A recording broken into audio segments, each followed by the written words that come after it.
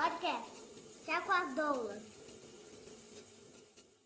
Bem-vindos ao nosso podcast Chá com as Doulas. Eu sou a Aline, mãe da Anne e Doula.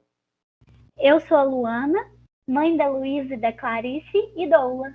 Meu nome é Sabrina, eu sou mãe da Ana Sofia e da Clarice e eu sou doula. Eu sou a Mislene, a mãe do João, da Aline e sou doula. Esse é um episódio extra da nossa programação do especial Agosto Dourado. E teremos um relato de amamentação muito especial. O relato de hoje é sobre a experiência com a amamentação de múltiplos, mais especificamente de trigêmeos.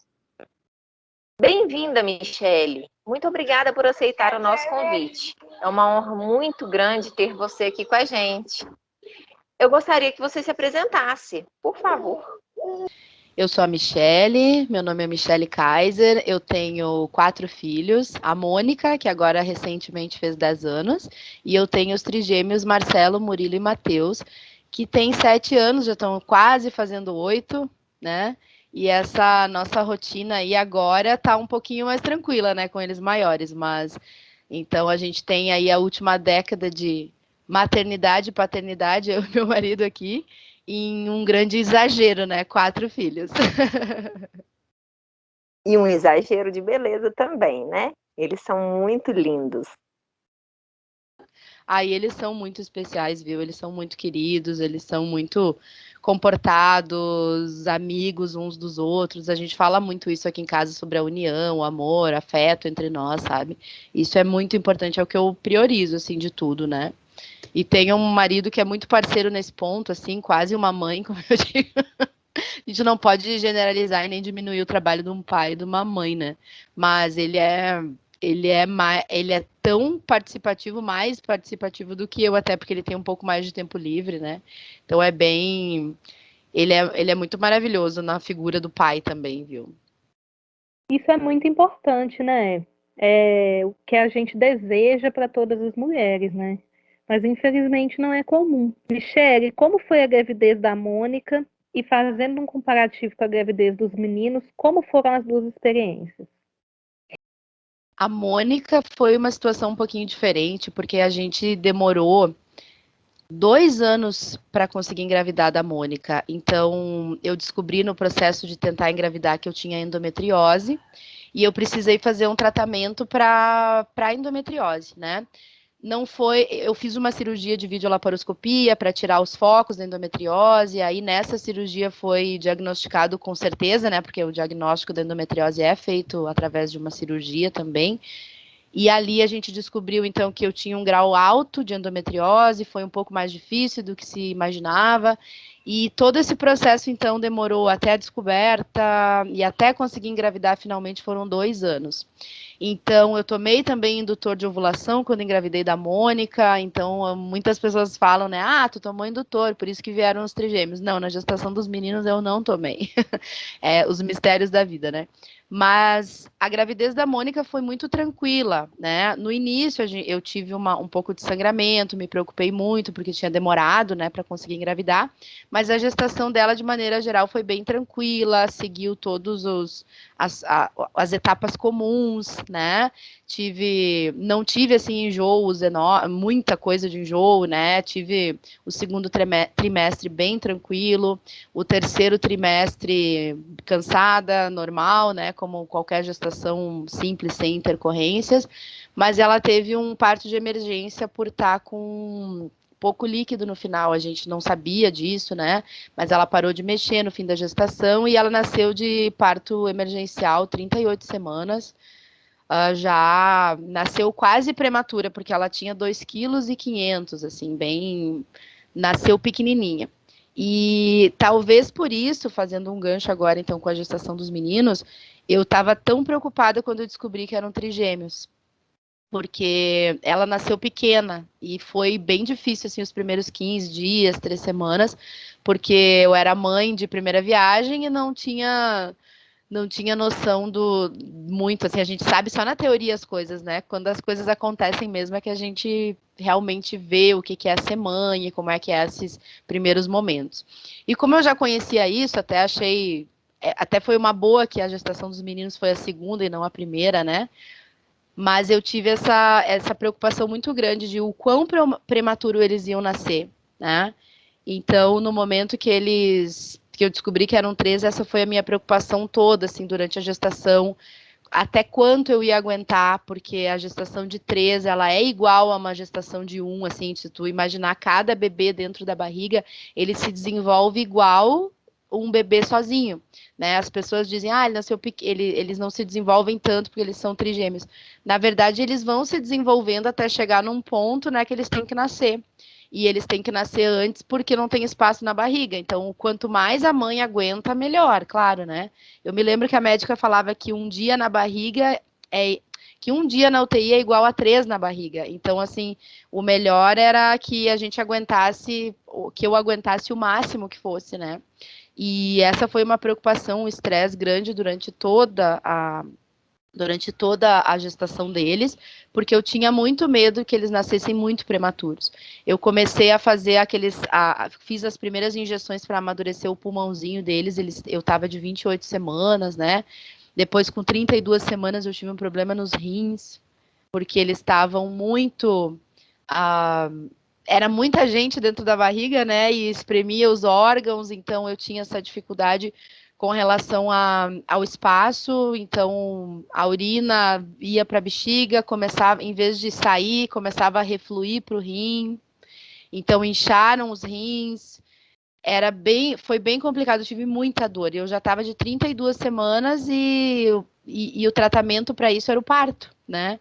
Mas a médica insistia se eu aguentasse mais um pouco, né, com medicação, porque mais uma semana, mais um dia, né, faria muita diferença. Então, foi difícil, mas consegui aguentar e conseguimos fazer o parto com 34 semanas. Aí eles nasceram já maiorzinhos, já com 2 quilos cada um, né? Então, já foi mais tranquilo. E durante a gestação da Mônica também, assim, eu fiz aquelas 3 ecografias normais que a gente faz, né? A primeira ali quando descobre, depois a das 12 semanas. São 4, eu acho, né? Depois a das 12 semanas, depois uma ali no segundo trimestre e no final, né? E dos meninos a gente fez diversas, assim, né? Dos meninos, quando descobrimos que eu estava grávida, fui fazer a primeira, daí já vimos 2 sacos gestacionais, aí aquele susto inicial. Depois que passou esse susto do início, eu fiquei tão desolada, assim, que a médica, me lembro, que eu nunca vou me esquecer isso. Ela disse, olha, na verdade, tá bem no início ainda, né? Até as 12 semanas o organismo pode até absorver um dos bebês, porque um saco gestacional era grande e o outro era pequeno. Então ela disse, pode ser que esse menorzinho não se desenvolva, então é bom tu estar preparada para tudo. E, na verdade, 10 dias depois, a gente repetiu esse exame e aquele saco maior, na verdade, é que tinha 2 embriões dentro, né? Então, não era que um era pequeno, o outro que era maior, né? Mas, enfim, daí a gente descobriu que eram 3 e, a partir dali, então, foi considerado uma gestação de risco e, desde sempre, a gente foi né, aconselhado a acompanhar a cada 15 dias com ecografias. Então, a cada 15 dias, a gente ia lá ver se estava tudo certo e teve um momento que desconfiaram de síndrome de transfusão feto-fetal. Então, a gente acompanhou também por causa disso, né, que um dos bebês estava dividindo 2 bebês dividiam a placenta. Tinham 2 sacos gestacionais, então, né? Um bebê estava num saco gestacional com a sua placenta ali, e o outro saco gestacional tinha 2 bebês dividindo a placenta. Então, ali, em um dos exames, apareceu um valor ali da TN, né, da translucência nucal, apareceu um valor muito perto do máximo, e para o outro bebê muito perto do mínimo.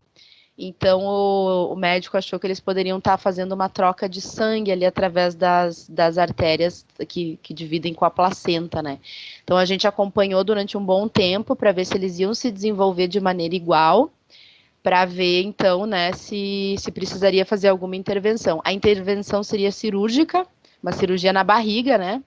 E para fazer a cauterização dessas artérias. Então, eu tive muita preocupação nesse período todo aí, né? Acho que de umas 13 semanas até as 20 semanas, quando foi descartado a transfusão feto-fetal. Mas a gente ia a cada 15 dias lá ver como é que tava os neném na barriga, né? E vamos combinar, fazer fazer abrir um parênteses aqui que essas ecografias geralmente a gente tem que essas assim tão específicas elas são feitas só particular, né? E a gente precisava pagar pelo número de crianças na barriga, então era caríssimo, né? Nossa, eu imagino os gastos. É muita coisa. As pessoas não têm noção que isso custa, né? Mas por que tu não fez pelo plano? Na verdade, eu podia ter feito pelo plano, mas o plano cobre, acho que 3 ou 4 durante a gestação, e ali a gente precisava de um médico especialista, né? Claro que se a gente não tivesse condições, não teria feito e teria dado tudo certo.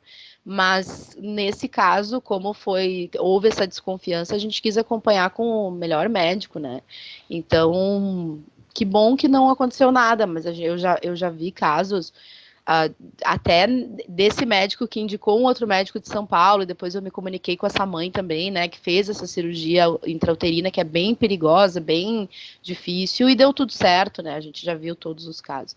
Mas é interessante, são coisas que acontecem, né, a gente nem imagina com múltiplos quando eles são idênticos, né. Gravidez de múltiplos não é tão comum quanto o feto único. Então, quem está passando por ouve um relato assim, dá até uma confortada. É verdade. Michele, a amamentação da Mônica, você conseguiu fazer ela na primeira hora de vida? Assim que ela nasceu? Como é que foi? A Mônica tem 10 anos já e não quero te dizer que eu não me lembre, mas como isso aconteceu há 10 anos, eu acho que até os protocolos talvez fossem diferentes, né? Então, assim, quando ela nasceu, eles já colocaram. Eu já fui para a sala de recuperação em seguida, né? Daqueles momentos ali porque ela nasceu de uma cesárea de emergência, né? E já lá na recuperação eles já me deram ela. E ela já veio, já colocaram ela grudadinha ali comigo, né? E ali ela já tentou mamar, e eu já tentei dar. E claro que tem toda aquela coisa que primeiro tem que descer o colostro, né? E tal. Mas eu consegui sim, deitadinha com ela. Eu não sei se era um protocolo de todos os hospitais, mas naquela época não se falava tanto sobre isso, né? E sim, eu sempre quis amamentar, mas ali naquele momento eles colocaram ela comigo imediatamente. E, nossa, é uma sensação muito boa, né? É uma coisa muito maravilhosa ter ela imediatamente ali comigo, porque durante o parto a gente vê de longe, vê no vidrinho eles tentando, fazendo os procedimentos ali, né? Que também naquela época não se existia, não se focava tanto no nascimento mais humanizado como hoje, né? De não dar aquele primeiro banho, né? E todas essas coisas. Mas o meu marido pôde estar presente ali o tempo inteiro também. O vídeo que a gente tem do nascimento dela, ele está o tempo inteiro grudado ali, incomodando os médicos. E isso é até um ciúme que eu tenho um pouquinho, viu? Que os pais, eles conseguem chegar ali junto, né? E a gente fica lá no meio de uma cirurgia ainda. Mas, enfim, daí quando ela veio comigo ali na sala de recuperação já estava eu e mais outras 2 mães que também tinham tido 2 partos de emergência, o mesmo caso que o meu, e elas estavam todas com os bebês ali, então era aqueles bebês chorando, as enfermeiras ajudando, e nós estávamos todas mães de primeira viagem, assim, né? Depois essa menina até foi ser colega da Mônica na escola. Uma delas, né? Uma das meninas foi ser colega da Mônica na escola, super engraçado. Ah, mas sim, consegui ter esse contato com ela na primeira hora de vida. Os meninos, por nascerem prematuros, eles precisaram de algum cuidado específico quando nasceram? Ou foi possível ter um pouco de contato? Foi possível que levassem até você, te apresentar, deixar você tocar? Como foi? O nascimento dos meninos foi totalmente diferente, né? A gente teve que fazer cesárea pelo fato de ser trigêmeos e também porque chegou uma hora ali que não dava mais, né? Tava tentando aguentar até as 36 semanas, mas realmente o Matheus, que era o que estava mais embaixo, já tinha encurtado o colo do útero e já estava querendo começar a vir, né? Então esse foi o sinal de que eles iam vir e a gente conseguiu então marcar a cesárea. Ah, tudo de emergência, tudo correndo também, onde tinha vaga, o hospital que tinha vaga na UTI, porque com 34 semanas a gente sabia que ia precisar de UTI pelo menos um pouco, né? Então foi bem corrido, bem preocupante. E na hora do parto, até que foi o Matheus, que foi o primeiro que nasceu, ele não chorou imediatamente, assim, né? E depois de tudo, depois que aconteceu tudo, é que eu fiquei sabendo que eles demoraram muito tempo para conseguir, muito tempo dentro do possível, claro, né? Para conseguir trazer ele, né? Ele não chorou, ele ficou roxo, ele teve um Apgar 3, depois de 5 minutos o Apgar dele era 6, depois dos 10 minutos é que ele atingiu 9, então o meu marido conta que a gente quase perdeu ele ali, eu nem sabia, né? Só fiquei sabendo quando tudo já tinha acontecido. Então eu não tive aquela foto deles, do nascimento, os 3 ali na minha volta, né? Eu não tive tudo isso porque eles tiveram que levar eles imediatamente para UTI, né? E dos 3, na verdade, o único que chorou foi o Murilo, os outros 2, que foi o que nasceu no meio, assim, né? Que tava no meio da barriga. O Marcelo e o Matheus nasceram meio ruins, assim, né? Precisaram de um tempinho para conseguir vir bem. E eles foram para UTI imediatamente, então eu na sala de recuperação sozinha, né? Totalmente diferente. Não pude ter esse vínculo da amamentação com eles logo no primeiro momento, porque eles eram prematuros e eu estava também numa situação de estar me recuperando de uma cesárea maior também ali, né? Então eu fui para o meu quarto logo em seguida. Eu só pude visitá-los na UTI naquele mesmo dia, mas tipo eles nasceram 1h da tarde. Eu só pude visitá-los lá pela meia-noite, mais ou menos, ou 1h da manhã, quando fechou 12 horas, eu acho, da cirurgia. E no dia seguinte, só que eu pude colocar eles no peito, pegar eles no colo, né? Então já foi bem diferente. Eu tinha que ver eles com aquela sondinha no nariz, né? Eu tentava tirar o leite e não saía, né? E quando, mesmo nesses primeiros dias que daí já teria descido, né? Demora uns 2, 3 dias para descer o leite mesmo, né? E quando descia pouco, não vinha, né? A comparação de quando eu tive a Mônica, que eu me lembro naquela época que a gente dizia, nossa, podia ser gêmeos de tanto leite que eu tenho, né? E dos meninos, assim, era trigêmeos e eu não tinha metade do leite que eu tinha tido com ela, sabe? E eu ia até o hospital e eu via eles dando uma madeirinha de fórmula, né? E aquilo me doía, sabe? Eu queria tanto amamentar. E quando... É um gatilho aqui, né? Vamos. Mas enfim, daí, porque eu vou te dizer assim que de tudo que aconteceu na minha gestação e no meu parto e no meu ser mãe, eu gostei muito de amamentar. Era uma coisa assim que eu tinha muita. Eu gostava muito de amamentar a Mônica, né? E quando eu tive os meninos, eu tinha aquela coisa de são 2 peitos e 2 crianças, né? Como é que eu vou fazer para dar conta disso? Então, desde bem o início, eles precisaram tomar fórmula e eu ia até a UTI, eles me incentivavam que pegasse as crianças e botasse no peito para incentivar também que viesse mais leite, né? E eu achava que eu precisava ter eles no peito para o leite vir. Mas é que não adianta, né? Nesse ponto, assim, claro que a gente sempre se culpa, e eu não quero me culpar agora, tantos anos depois também, de novo, né?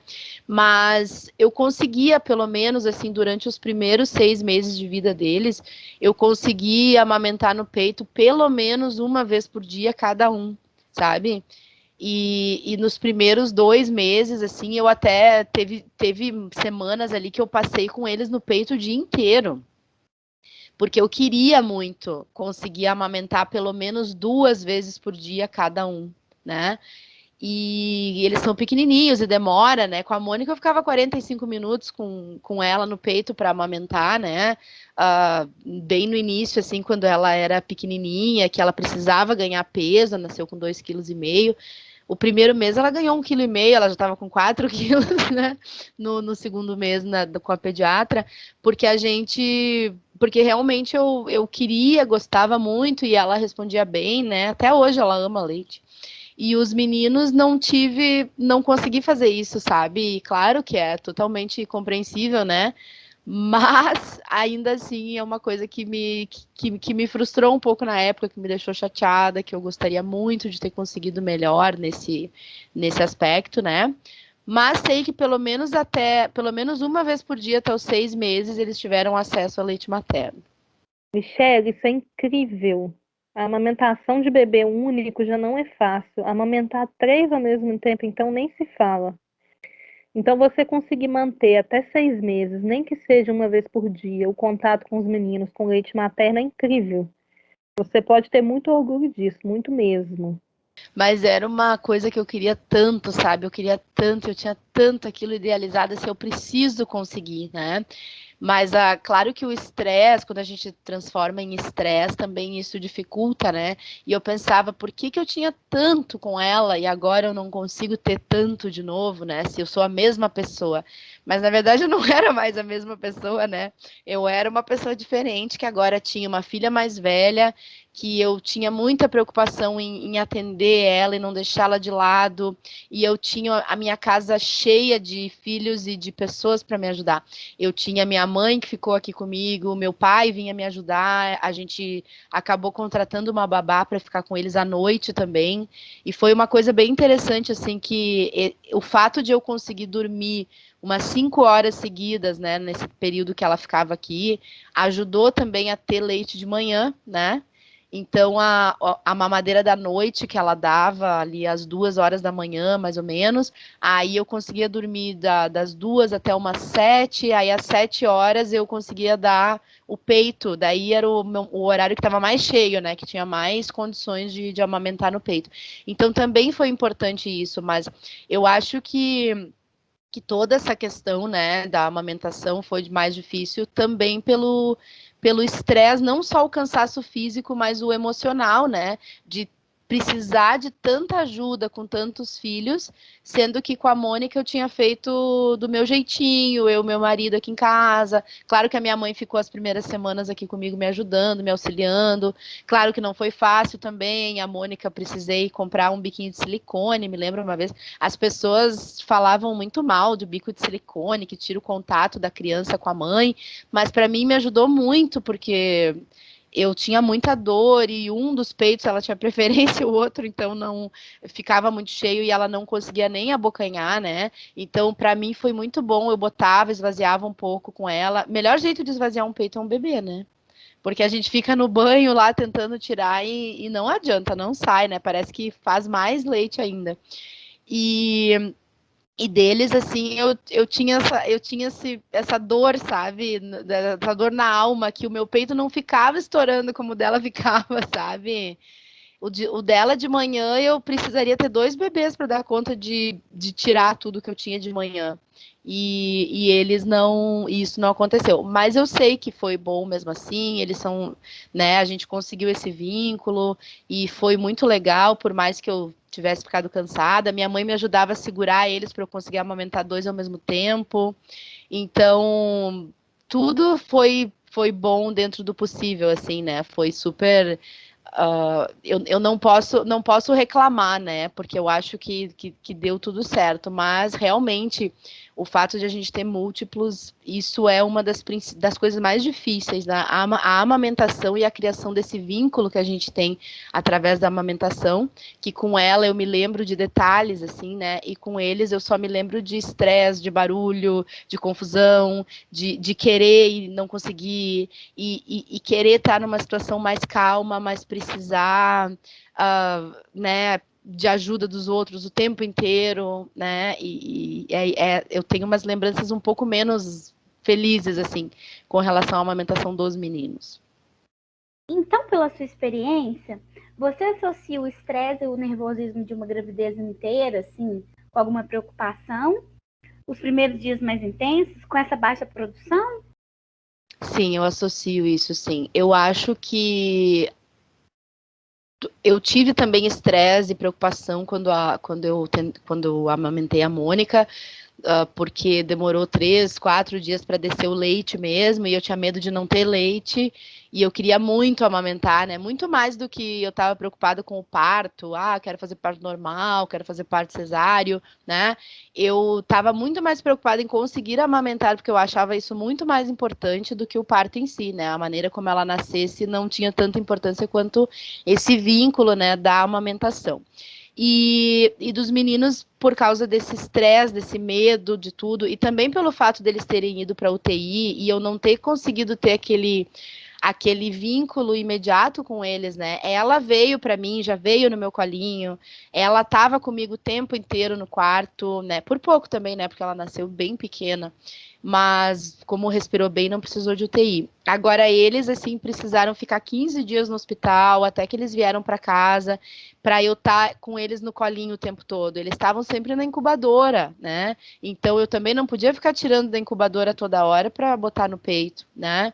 Então toda essa situação causou um estresse em mim, né? Porque eu tinha muita vontade de trazer eles para casa, ao mesmo tempo que eu pensava que para eles a melhor coisa era estar no hospital, porque eles precisavam daquilo naquele momento.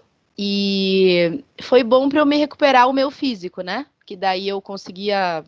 Eu dormia mal, mas dormia, né? Nos primeiros momentos ali, né? O problema maior é. Eu acho que a grande coisa é que a gente. Essa construção desse vínculo que demorou mais, entende? E aí eu fico. Sempre achei que teria sido muito melhor se eu tivesse conseguido. Mas, de novo, ter conseguido até os 6 meses, uma vez por dia ao menos, me deixou feliz. E eu tive que parar, porque eu estava muito cansada e já não tinha mais muito, né? A Mônica foi até 10 meses que eu consegui amamentar ela. E naquela época também tinha uma coisa, já tá mamando há 10 meses, para que mais? Olha só, né? As pessoas botavam uma pilha contra até, né? Ai, vai amamentar com mais de um ano, nada a ver. Hoje eu teria feito, porque eu achava tão legal, gostava tanto, sofri tanto. O dia que eu dei uma mamadeira para Mônica a primeira vez de leite em pó, eu me lembro que eu chorei porque ela gostou, me senti ofendida. Entende? Mas assim, e deles foi uma coisa de necessidade mesmo, né? Já não aguentava mais e já não produzia mais. Então tudo que eu fazia parece que não adiantava para produzir mais. E aquilo estava me causando um estresse maior ainda. E eu sim, associo sim ao meu sentimento, a falta da possibilidade de ter dado atenção única para cada um, a falta de condições óbvias, né? De poder estar com aquela criança no peito por mais tempo do que ele estar amamentando, do que ele estar mamando, né? A Mônica ficava no meu peito, ela dormia, eu deixava ela ali, eu fazia um carinho, daqui a pouco ela acordava, eu tirava, se ela queria mamar mais, eu ajudava de novo. E eles, quando acabou aquele teu horário, meu filho, vamos lá, que tem mais 2, né? Então ficou mais complicado nesse ponto, era difícil.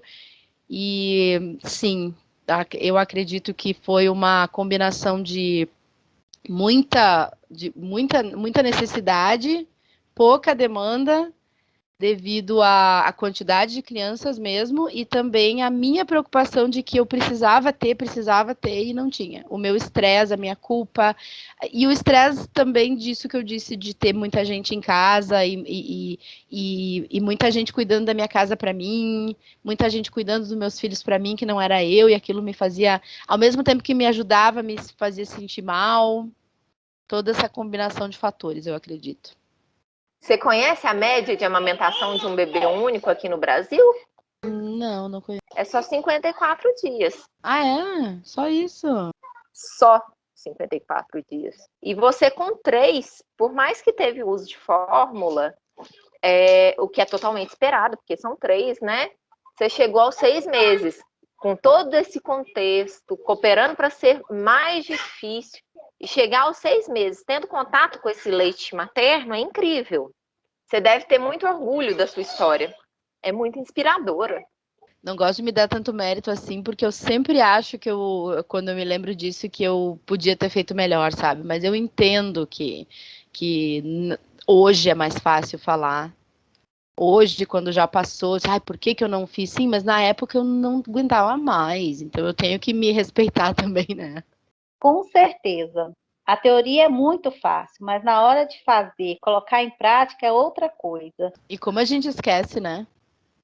Como a gente esquece? A gente esquece do estresse, a gente esquece da preocupação, a gente esquece do medo, a gente esquece de tudo. Tanto que a gente tem outro bebê. Verdade. No meu caso, não, né? Mas o pessoal as pessoas que depois de um tempo tem aqueles primeiros 3 meses que tem cólica, que a criança chora, que a gente diz, meu Deus, onde é que eu fui amarrar o meu burrinho? O que que eu fui inventar? E mesmo assim a gente tem outro filho depois, é porque a gente esquece. Michele, qual recado você deixaria aí para uma mãe que está passando por uma gestação de múltiplos gêmeos, ou gêmeos, ou mais? Olha, eu sempre que eu penso nisso, o que que eu diria para uma mãe que está grávida de múltiplos gêmeos, trigêmeos, quadrigêmeos, mais, é que a gente precisa viver cada fase com calma e viver cada fase com o que dá, né? Não sofrer por antecedência foi uma coisa que eu decidi quando eu descobri, quando a gente teve o primeiro pré-diagnóstico da transfusão feto-fetal. Não adiantava eu ficar triste, ficar preocupada, porque eu sabia que eu só ia saber o que estava acontecendo conforme o tempo ia ir passando. Claro que é muito fácil falar, né? A gente fica preocupado o tempo inteiro, mas a melhor coisa é a gente viver cada fase. Eu sei que é difícil, mas viver as fases com calma, até para não piorar algumas situações, né? O estresse, como a gente falou da amamentação, eu imagino que o estresse tenha sido um fator que tenha diminuído a minha condição de produzir mais. E o estresse é uma coisa que dificulta tudo, né? Então a gente tem que tentar estar cercado de pessoas que estão boas, que estão positivas do nosso lado, tentar levar as coisas de uma maneira mais tranquila e seguir a orientação médica, porque eu tive uma médica que sempre me deixou fazer as coisas que, assim, ela confiava no que eu dizia para ela. Ela dizia, eu dizia, eu tenho que parar de trabalhar? Eu disse, não, se tu tá te sentindo bem e tá conseguindo ir trabalhar, vai, porque é bom tu te ocupar também. Né? É bom tu ser ativa. A pessoa fica só de cama também, não é tão bom, né? E no meu caso, ela me recomendou o repouso só a partir das 25 semanas. Então eu fiquei em casa, eu ficava mais quietinha, mas tudo certo, né? Teve gente, eu conheço mães, eu faço parte de um grupo de mães de trigêmeos no WhatsApp, a gente tem, que são mais de 150 mães de trigêmeos, né? E tem mais outro grupo que já existia que tinha gestantes de trigêmeos e tal. Então, são diversas mães que a gente tem contato hoje, né? E a gente sabe de vários casos de pessoas que trabalharam até o último dia, de mulheres que conseguiram levar até as 38 semanas trigêmeos. Né? E outros casos de mães que conseguiram com 26 semanas e deu tudo certo. E casos também, os mais doidos casos que tu pode imaginar. Mas o que eu sempre digo é que siga as orientações do médico, converse, faça o pré-natal direitinho, leve em consideração todas as situações e lembre-se que é sim uma gestação de risco e que a gente está numa situação difícil, preocupado com a parte financeira, preocupada com a parte de como é que eu vou dar atenção para tanto filho, como é que eu vou sustentar tantos filhos, como é que eu vou ir no mercado para comprar tanta comida. Mas inspire-se em quem já passou por isso e já está numa fase diferente, que as coisas, assim, o amor vai crescendo tanto que todas as dificuldades, elas ficam esquecidas. Lá naquele momento de perrengue horrível que tu pensa, meu Deus, o que que é isso? O que que a minha vida virou? É um período passageiro, por mais que pareça horrível e o fim é um período passageiro. Eles crescem e passa tão rápido que quando a gente vê eles assim com 10, 8 anos, como os meus aqui, quase 8 anos, a gente tem saudade daquele período difícil. É incrível. É incrível isso. Passa muito rápido. Eu fico pensando, eu vejo, sabe a Alice da Alice da Morgana Seco, que tá fazendo sucesso falando as palavras difíceis? Sim, Menina, sim. a Mônica fazia aquilo tudo, sabe? A Mônica falava pelos cotovelos com 1 aninho. E aí eu penso, cara, olha só, a Mônica agora é uma menina feita, quase adolescente.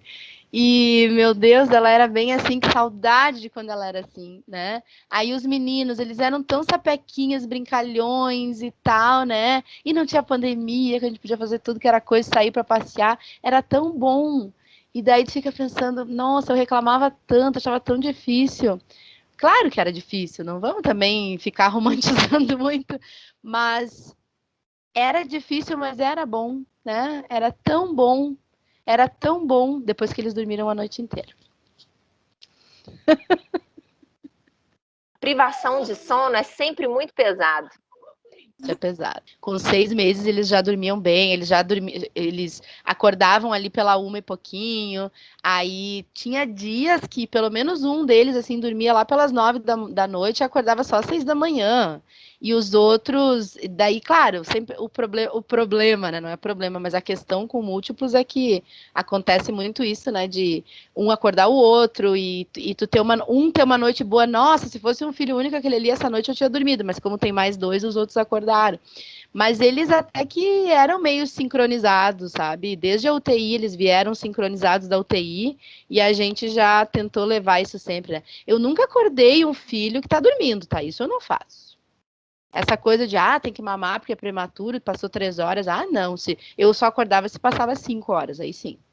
Mas, assim, sempre preocupada ali, né? Agora, um filho pequenininho ali dormindo, felizinho, tu tá vendo, tá tudo certo? Né? Deixa naná.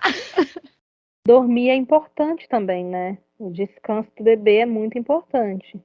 Eu acho que é mais importante deixar dormir, claro, né? Agora eu vou falar, eu não sou médica, eu posso estar falando uma grande besteira. Mas aqui dentro do meu sentimento de mãe, eu preferia se tá dormindo, se tá tudo bem, tá respirando. Eu sou daquelas mães que vai lá ver se a criança tá respirando. Tá tudo certo, tá levantadinha ali, ou, né? Mamou, não tá se afogando, tá tudo certo. Deixa a naná, né? Porque é pequenininho também e também faz parte da energia, né? Conseguir dormir. Porque ficar acordado mamando também gasta energia. Tem que dormir para se recuperar. Deixa as crianças engordar. Concordo com você. Michele, quer falar sobre seu Instagram, YouTube, para quem estiver ouvindo a gente seguir? Então, eu quero, em primeiro lugar, agradecer o convite aqui, né, para fazer esse relato de amamentação aqui no podcast. E fiquei muito feliz de ser convidada. Eu ainda, até pelos motivos que eu tinha falado antes, né, como os meus já estão grandes, às vezes eu acho que eu já não tenho mais muito experiência recente para dar conselhos para as outras mães. Mas falando aqui agora, eu vejo como ainda está tudo bem recente na minha cabeça e é bom até para as pessoas saberem, né? Olha só, a idade que eles estão agora, como tudo fica maravilhoso. Hoje eles são nossos melhores amigos, hoje nós somos. Hoje a nossa relação é tão bom assim ver que tudo passou e olha onde que nós chegamos, né? E quem quiser continuar, então, né, acompanhando aqui, saber um pouquinho mais da nossa vida e da nossa rotina, lá no Instagram, então, a gente tem os Trigêmeos da Michele, @os Trigêmeos da Michele, e a gente também tem o canal no YouTube, que é os Trigêmeos da Michele também, a gente posta vídeo lá 2 vezes por semana, também mostrando a nossa rotina, e eu comecei a postar quando os meninos já tinham mais ou menos uns 3 anos, assim, que eu comecei a fazer vídeos mais seguido, então dá para ver várias coisas da nossa rotina desde que eles eram pequenininhos lá no canal e a gente está lá até hoje, então mostrando a nossa rotina dessa família com 4 crianças e essa loucura. Seu relato é lindo, muito emocionante. Sua história é maravilhosa. Michele, muito obrigada pela sua participação no nosso podcast. Michele, muito obrigada. Foi muito bom mesmo ter você com a gente. Michele, muito obrigada pela sua participação. Muito obrigada. Foi um prazer falar aqui. E obrigada pelo convite.